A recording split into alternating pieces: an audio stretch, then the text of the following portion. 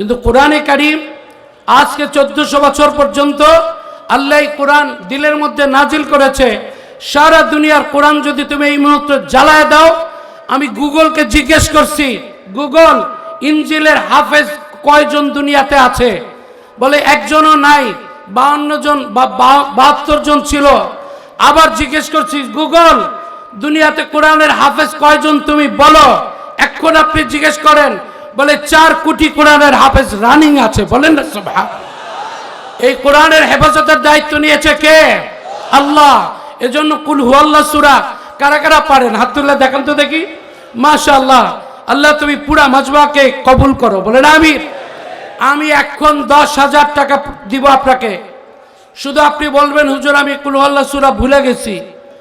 যদি এই কথা কেউ বলতে পারেন যে হুজুর আমি কুল হুয়াল্লাহ সূরা আগে পারতাম এখন ভুলে গেছি, 10,000 টাকা আমি আপনাকে পুরস্কার দিব।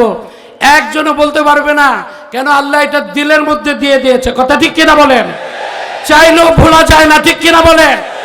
সারা দুনিয়ার কোরআন যদি জ্বালায় দেয় আর আগুনের মধ্যে ফেলে দেয়, এই ইমাম পরিষদ গাজীপুর ওনারা একটা মিটিং রাখবে, ইনশাআল্লাহ 2 দিনের মধ্যে আবার কমপ্লিট কোরআন আপনাদের সামনে হাতে দেবে। কথা ঠিক কিনা বলেন? এটাই হচ্ছে কোরআনের মুজিজা। কোরআনওয়ালা এই দুনিয়াতেও আমরা বাঁচতে চাই। সারা দুনিয়ার সবাই স্লোগান দেয়, দুনিয়ার মজদুর এক হও, লড়াই করো, বাঁচার মতো বাঁচতে চাই, লড়াই করে বাঁচতে চাই। ইমাম ওলামা পরিষদের আজকের এই বিশাল মাহফিলের স্লোগান হবে, আমরা বাঁচার মতো বাঁচতে চাই না, আর লড়াই করেও বাঁচতে চাই না, আমরা মরার মতো মরতে চাই, কোরআন নিয়ে মরতে চাই। ঠিক কিনা বলে? আমরা বাঁচার মতো বাঁচতে চাই, কোরআন নিয়ে বাঁচতে চাই। ঠিক কিনা বলে?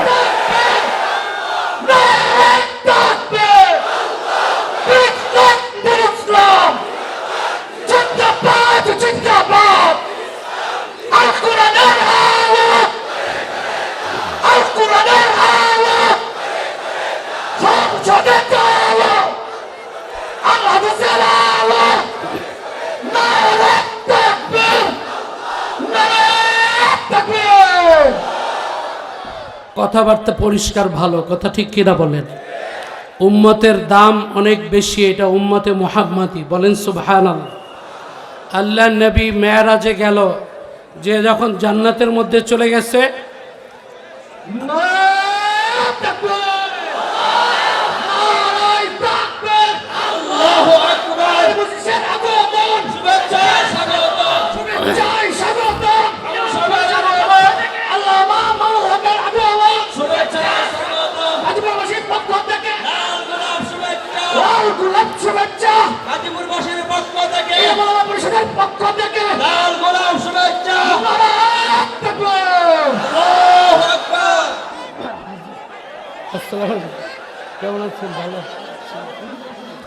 বসেন বসেন, কথাবার্তা পরিষ্কার বলি। আপনাদেরকে জিজ্ঞাসা করতে চাই, আপনাদের দিলকে আগে প্রশ্ন করেন, ইস্তাফতি কলবাক। আল্লাহ নবী বলে তোমার দিলকে তুমি জিজ্ঞাসা করো, তোমার দিল সহি ফতোয়া দিবে। আমি এবার পরিষ্কার বলি, ওসমান হাদির জানাজা নারায়ে তাকবীরের স্লোগান যে দেওয়া হয়েছে, এটা প্রমাণ করে এবার কোরআনে কারীম সংসদে যাবেই যাবে।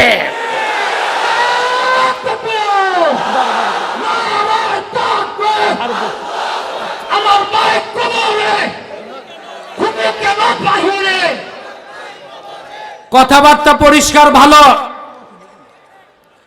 বসুন্ধরাতে সাউথ ইস্ট ইউনিভার্সিটিতে যখন মিজানুর রহমান আজহারি সাহেব গিয়েছে, ওখানে হাজার হাজার ইয়ং যুবক যারা আছে সবাই নারায়ে তাকবীরের স্লোগান দিয়েছে। কথা ঠিক কিনা বলেন? বাংলাদেশে এমন দলের অভাব নাই যারা নারায়ে তাকবীরের স্লোগানকে জঙ্গিবাদী বলে। কথা ঠিক কিনা বলে? তাদেরকে এবার বয়কট করতেই হবে। কারা কারা আমার কথা একমত হাত তুলে দেখান। নারায়ে তাকবীর, নারায়ে তাকবীর। আল্লাহ কবুল করো। বলেন আমিন। মৃত্যু পর্যন্ত নারায়ে তাকবীরের স্লোগান দিয়ে যাব। ঠিক কিনা বলেন? আল্লাহ নবী বলেন, ফাকাব্বারান নাবিয়্যু ওয়া কাব্বারা আসহাবু হাত্তা সুমিআত ফি দাওয়াহিল বাইত। ওমর রাদিয়াল্লাহু তাআলা যখন কালেমা পড়ছেন, আল্লাহ নবী তাকবীর দিয়েছে, সাহাবায়ে কেরাম 40 জন একসাথে নারায়ে তাকবীরের স্লোগান দিয়েছে। ওই স্লোগানের আওয়াজ আকাশ বাতাস প্রকম্পিত করে পুরা মক্কা নগরীর মধ্যে প্রকম্পিত হয়েছে। বলেন না সুবহানাল্লাহ। আল্লাহ নবী জান্নাতে যখন গেল, জান্নাতে যাওয়ার পরে জিব্রাইলকে বলে, জিব্রাইল, জান্নাতের মধ্যে যে কোরআনের তেলাওয়াত শোনা যায়, এটা আবার কে পড়ে? জিব্রাইল বলে, হযরত আপনি কি চিনেন কার তেলাওয়াত বাজে? আল্লাহ নবী বলল, এটা তো আমার উম্মত। জিব্রাইল বলে, হুজুর ঠিকই বলছেন, আপনার উম্মত নুমান ইবনে হারিসা। আল্লাহ সিদ্ধান্ত নিয়েছে নুমান ইবনে হারিসার তেলাওয়াত যখন চলবে মসজিদে নববীতে, উনি দেখে দেখে পড়বে, ইয়া আইয়ুহাল মুজাম্মিল কুমিল লাইলা ইল্লা কালিলা নিসফাহু আও ইনকুস মিনহু কালিলা আও জিদ আলাইহি ওয়ারাত্তিলিল কুরআনা তারতিলা ইন্না সানুলকি আলাইকা কাওলান সাকিলা। জান্নাতের মধ্যে যখন বাজতে লাগলো লাউড স্পিকারে, বলে হারিসা ইবনে নুমান তো মারা যায় নাই, তারপরে তার তেলাওয়াত কেন জান্নাতে বাজে? জিব্রাইল বলল, ইয়া রাসূলুল্লাহ, আপনার উম্মতের এত দাম, কোরআন পড়বে দুনিয়ায়, লাউড স্পিকারে বাজতে থাকবে জান্নাতে। বলেন না সুবহানাল্লাহ। জিব্রাইল কেন বাজে? ফাইন্নাহু বাররুল লিওয়ালিদাই। হারিসা ইবনে নুমানের একটা গুণ ছিল, মা বাবার খেদমত করত, মা বাবা রাজি, তার উপরে কে রাজি? সবাই বলেন কে রাজি? মা বাবা নারাজ, তার উপরে কে নারাজ? ওই নুমান ইবনে হারিসার উপরে মা বাবা অধিক খুশি হয়ে দোয়া করত, আল্লাহ পাক তার কোরআনে কারীম দুনিয়াতে পড়তো আর এটা লাউড স্পিকারে জান্নাতে বাজাইতো। বলেন না সুবহান। আমি লম্বা করব না। আল্লামা মামুনুল হক সাহেব মাদ্দাজিলুল আলী, উনি একজন ক্যান্ডিডেট, বাংলাদেশের সংসদ সদস্য পদপ্রার্থী। আমরা ওনার শুভকামনা করি, ইনশাআল্লাহ মামুনুল হক সংসদে যাবে। ঠিক কিনা বলে? কারা কারা দোয়া করবেন হাত তুলে দেখান। আল্লাহ তুমি পুরা মাজবার দোয়া কবুল করো। বলেন আমিন। তোমরা কিয়ামতের দিন আমার কাছে কে কে থাকতে চাও? সাহাবায়ে কেরামকে আল্লাহ নবী যখন বললেন কিয়ামতের দিন আমার কাছে কে কে থাকতে চাও, এখন আপনাদের এত বিশাল মাজমায় প্রশ্ন করি, কিয়ামতের দিন পেয়ারা নবীজির কাছে আমরা কারা কারা থাকতে চাই? হাত দেখি তো একটু। মাশাআল্লাহ। আল্লাহ তুমি পুরা মাজমাকে আমাদেরকে কবুল করো। বলেন আমিন। একই ঘটনা আল্লাহ নবীর জামানায়, সবাই বলে হযরত আমরা আপনার কাছে থাকতে চাই। আল্লাহ নবী বলল, ভাই তোমরা এইভাবে চাইলেই তো থাকা যায় না, একটা কাজ করো, ইনশাআল্লাহ থাকতে পারবা। বলে হুজুর আমরা তৈরি আছি। বলেন, ইন্না মিন আকরাবিকুম ইলাইয়া মাজলিসান ইয়াউমাল কিয়ামা আকসারুকুম আলাইয়া সালাতা। কিয়ামতের দিন তোমরা তোমাদের আমলনামায় সবচেয়ে বেশি দুরূদ শরীফ যে বেশি দেখাইতে পারবে সে আমার তত বেশি কাছে অবস্থান করবে। বলেন সুবহানাল্লাহ। আত-তারগীব আত-তারহীব, ইমাম মুনজিরি রহমতুল্লাহ আলাইহির কিতাব পড়ে দেখবেন। দুনিয়ার কোনো আমল নাই আপনাকে টেনশন দূর করবে ইনশাআল্লাহ। কথাবার্তা ক্লিয়ার পরিষ্কার বলে যাই, এই দরুদ শরীফের উসিলায় পেয়ারা নবীজি বলেন দুনিয়া এবং আখিরাতের যত টেনশন আছে আল্লাহ সব দূর করে দিবে। বলেন সুবহান। আল্লাহ নবী বলেন, ইদান ইউকফা হাম্মুকা ওয়া ইউগফারু যামবুকা।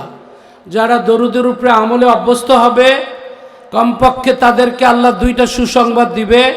এক নম্বর সুসংবাদ, দুনিয়া আখিরাতের কালকে তোমার পরীক্ষা। আমার হেফজখানার ছাত্ররা আমার নাতিও পরীক্ষা দিবে। আমি বললাম, নাতি পরে পুরা আলহামদুলিল্লাহ হাফেজ হয়েছে 30 পারা। আমি কয়েকটা প্রশ্ন করলাম, আমি বললাম তোমার বলার দরকার নাই, শুধু কোন পারা সেটা বলো। আলহামদুলিল্লাহ। একটা জিজ্ঞেস করলাম, ওয়াল্লাযীনা হুম বিরাব্বিহিম লা ইউশরিকুন ওয়াল্লাযীনা ইউতুনা মা আতাও ওয়া কুলুবুহুম ওয়াজিলা আন্নাহুম ইলা রাব্বিহিম রাজিউন। আমি শর্ত দিছি একটু আগে মাগরিব আসরের পরে। আমি বলছি আমি আয়াত শেষ করব, সাথে সাথে যদি বলতে পারো তাহলে হইল তোমার পুরস্কার। আমি যেই রজন শেষ করছি বলে কি 18 পারার 5 পৃষ্ঠা। বলেন সুবহানাল্লাহ। আমাকে বাপের বেটা আলহামদুলিল্লাহ বলেন না আলহামদুলিল্লাহ। আরে ভাই আবার আরেকটা বললে খুশি, ওর আব্বাও আছে ওর মাও আছে কাছাকাছি, আলহামদুলিল্লাহ। 2 নম্বর প্রশ্ন একেবারে সহজ, সাথে সাথে বলবো কিন্তু আয়াত শেষ। ফালা ইয়াহজুনকা কওলুহুম ইন্না না'লামু মা ইউসিররুনা ওয়া মা ইউ'লিনুন। সাথে সাথে বলে 23 নম্বর পারার 4 নম্বর পৃষ্ঠা। বলেন না আলহামদুলিল্লাহ। কি বুঝাইলাম?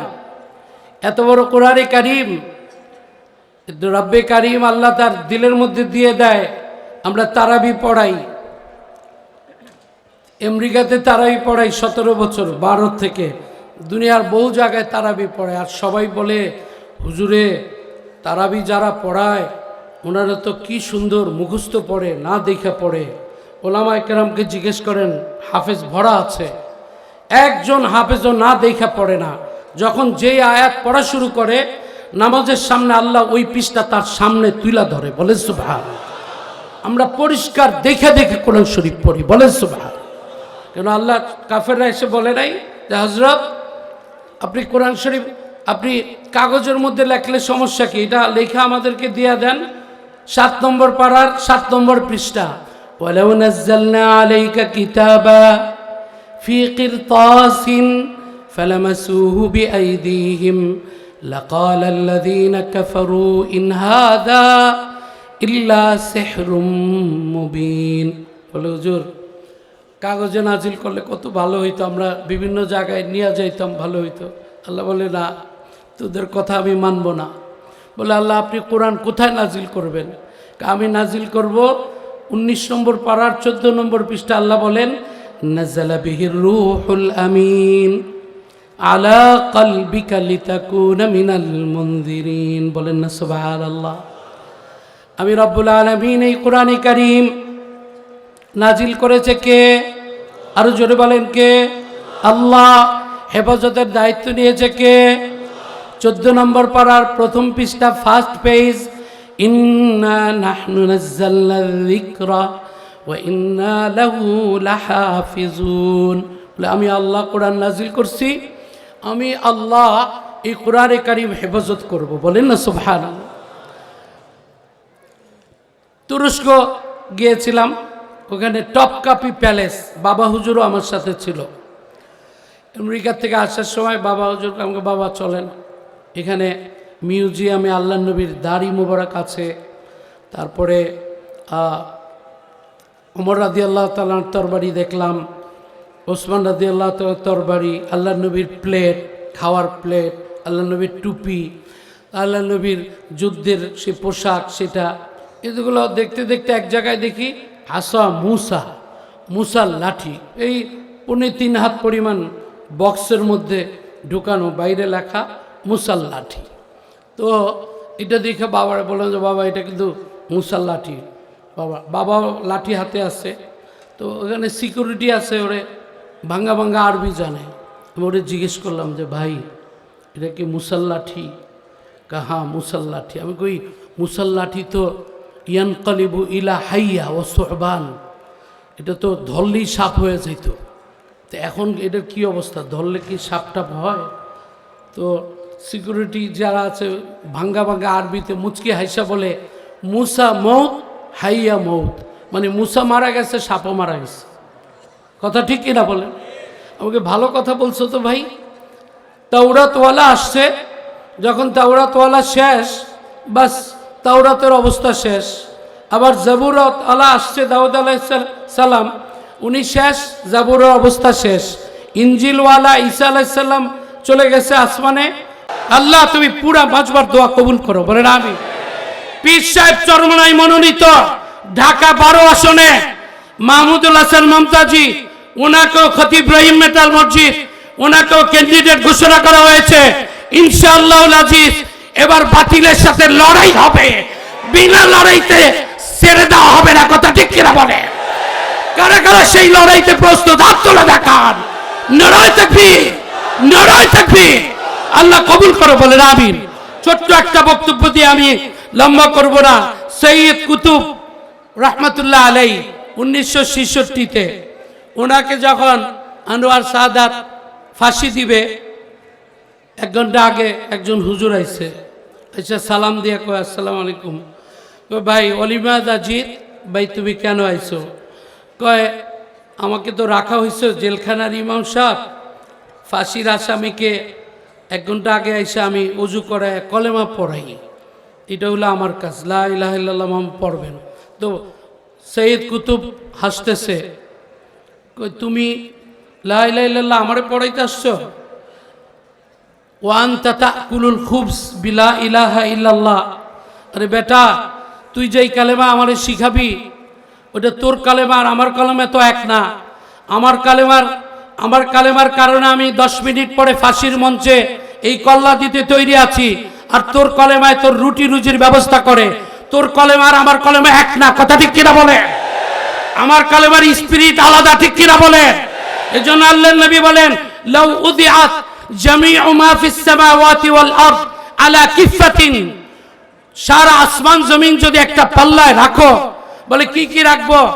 আসমান জমিন, লৌহ কলম, কুরসি, জিব্রাইল, মিকাইল, সারা দুনিয়া 7 সমুদ্র 13 নদী সব এক পাল্লায়। বলে হুজুর আর এক পাল্লা তো খালি।